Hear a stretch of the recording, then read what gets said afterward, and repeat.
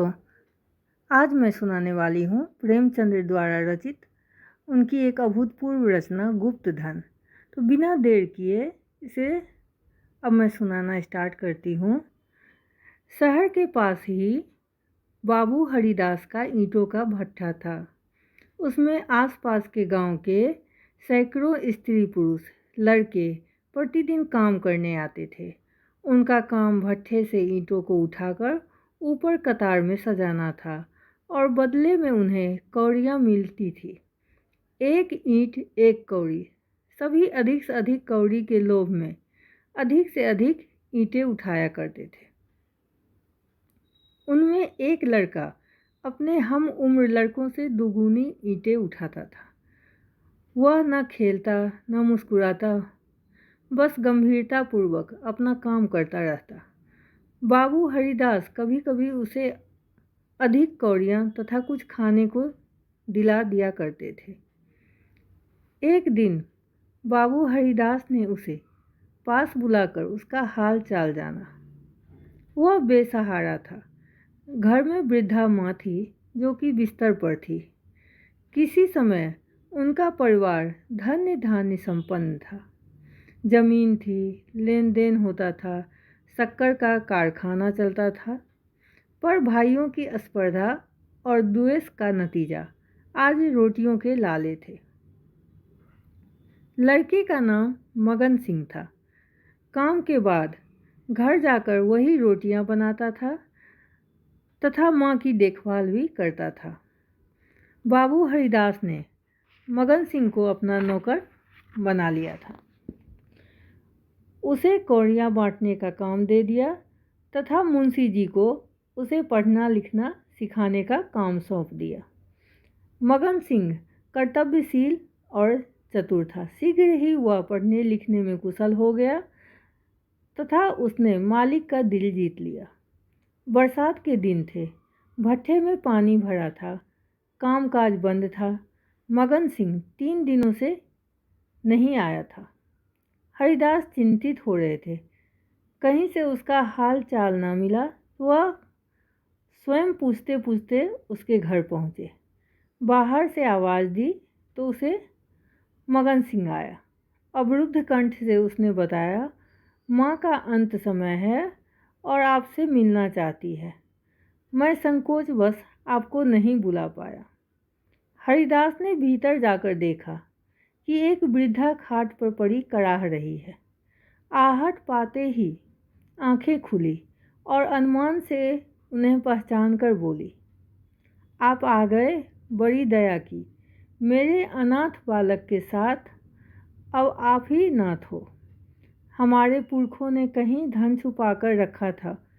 मगन के पिता ने बहुत ढूंढा पर न मिला, वरना हमारी यह दशा न होती। आज 3 दिन हुए। वह बीजक मुझे रद्दी कागजों में मिला। मैंने उसे मगन से छिपाकर सिराहने संदूक में रखा है। उसी से ठिकाने का पता लगेगा।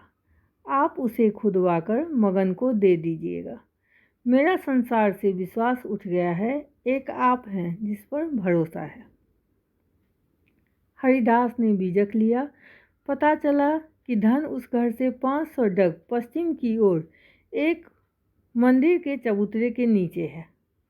धन का भला लोभ किसे नहीं छूता। नियत बिगड़ गई। एक मन स्वयं उस धन को भोगने का करता था तो दूसरा इसे उस अधर्म कहता था। वह पोह की स्थिति कई दिनों तक बनी रही। अंततः लोभ की विजय हुई। हरिदास अब शाम को सैर के लिए घर से निकलते और मंदिर के चबूतरे पर जा बैठते। सन्नाटा छाने पर कुदाली से खोदना शुरू कर देते। चबूतरा लंबा चौड़ा था। जल्दी खोदना भी आसान नहीं था। दिन में उनकी आत्मा उन्हें धिक्कारती, परंतु शाम होते ही एक नशा सा छा जाता। बुद्धि विवेक का अपहरण हो जाता। उसे खोदते खोदते 1 महीना बीत चुका था। अमावस की रात थी। खोदते हुए उन्हें पत्थर की चट्टान मिले। शायद तहखाना मिल गया था। पर रात जब लौटे तो गिरे गिरे से थे। सोचा शायद थकान अधिक हो गई है। रात को जोर का बुखार आया। 3 दिनों तक ज्वर में तपते रहे। दवा काम न कर रही थी। मगन सिंह को देखते तो बीजक देना चाहते पर साहस न जुटा पाए। उनकी मृत्यु के पश्चात बीजक उनके सुपुत्र प्रभुदास के हाथ लगा। बीजक हालांकि मगन सिंह के पुरखों का लिखा था, पर उसने अपने नीतिपरायण और सत्यवादी पिता पर कदापि संदेह नहीं किया। उन्हीं के पद चिन्हों पर चलते हुए उसने भी शाम के समय चबूतरे पर जाना प्रारंभ किया, मानो हरिदास की आत्मा अपना अधूरा काम पूरा कर रही हो। चट्टान तो आ ही चुकी थी। पुराना जोर था। फावड़ा सरिया मारने पर भी जब चट्टानें न हिली तो एक रात प्रभुदास ने दरार में बारूद रखकर पलीता लगा दिया। बड़ी जोर का धमाका हुआ। चट्टान उड़ गई। सामने था तो अंधकार, मानो कोई पिशाच मुंह खोले हुए हो। अगले सुबह प्रभुदास कमजोरी से बिस्तर पर लेटे थे। माँ सिराहने बैठी पंखा झेल रही थी और उनका शरीर ज्वर की ज्वाला में जल रहा था।